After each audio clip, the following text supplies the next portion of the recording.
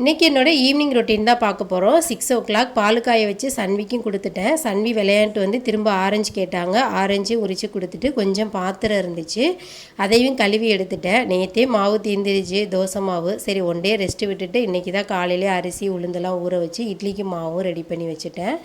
கோதுமை உள்ள பேசின் வந்து பார்த்திங்கன்னா முடிஞ்சிருச்சு. அதையும் காலையிலே கழுவி நல்லா காய வச்சுருந்தேன். தொடச்சிட்டு அப்படியே கோதுமை மாவையும் ஃபில் பண்ணி வச்சுட்டேன்.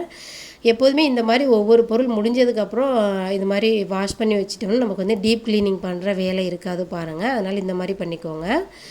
இன்றைக்கி வந்து நைட்டு டின்னர் வந்து பார்த்திங்கன்னா சப்பாத்தி தான் ரெடி பண்ணலான்னு இருக்கேன். எப்போதும் போல் சப்பாத்தி, உருளைக்கிழங்கு மசாலா, தக்காளி சப்ஜி ஒரே மாதிரியாகவே தான் இருக்குது.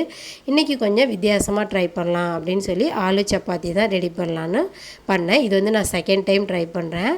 இந்த ரெசிபி வந்து எனக்கு நார்த் இந்தியன் ஃப்ரெண்டு வந்து அவங்க ஷேர் பண்ணாங்க. இதோட டேஸ்ட் வந்து என்னோடய ஹஸ்பண்டுக்கு ரொம்பவே பிடிச்சிருக்கு அப்படின்னு சொல்லி போன டைம் பண்ணப்பவே சொன்னார். ஸோ இன்றைக்கி செகண்ட் டைமாக ட்ரை பண்ணுறேன். எப்படி வருதுன்னு தெரியல, வாங்க பார்க்கலாம்.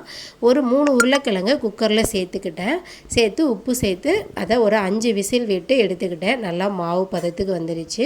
ஒரு மிக்சி ஜாரில் மசாலாலாம் ரெடி பண்ணிக்கலாம். கொஞ்சமாக இஞ்சி, ஒரு 5-6 பல் பூண்டு, 2 பச்சை மிளகாய், கொத்தமல்லி இலை சேர்த்து நைஸாக அரைச்சி எடுத்துக்கலாம். இது கூட சின்ன வெங்காயம் கூட சேர்த்துக்கலாம். நான் இன்றைக்கி சின்ன வெங்காயம் சேர்க்கலை, என்கிட்ட அது வந்து கொஞ்சமாக இருந்ததுனால நான் சேர்க்கலை. நெக்ஸ்ட் வந்து ஸ்டவ்வை ஆன் பண்ணி வானல் வச்சுட்டு ஒரு 2 டீஸ்பூன் அளவு கடலை எண்ணெய் விட்டுக்கலாம். எண்ணெய் காஞ்சதுக்கப்புறம் ஜீரகம், கருவேப்பிலை, பெருங்காயத்தூள் சேர்த்துட்டு நம்ம அரைச்சி வச்ச அந்த விழுதையும் அது கூட சேர்த்து அது கூட மஞ்சத்தூள், கொஞ்சமாக கரம் மசாலாவுக்கு தேவையான உப்பு சேர்த்து நல்லா பச்சை வாசனை போகிற வரைக்கும் வதக்கி எடுத்துக்கலாம்.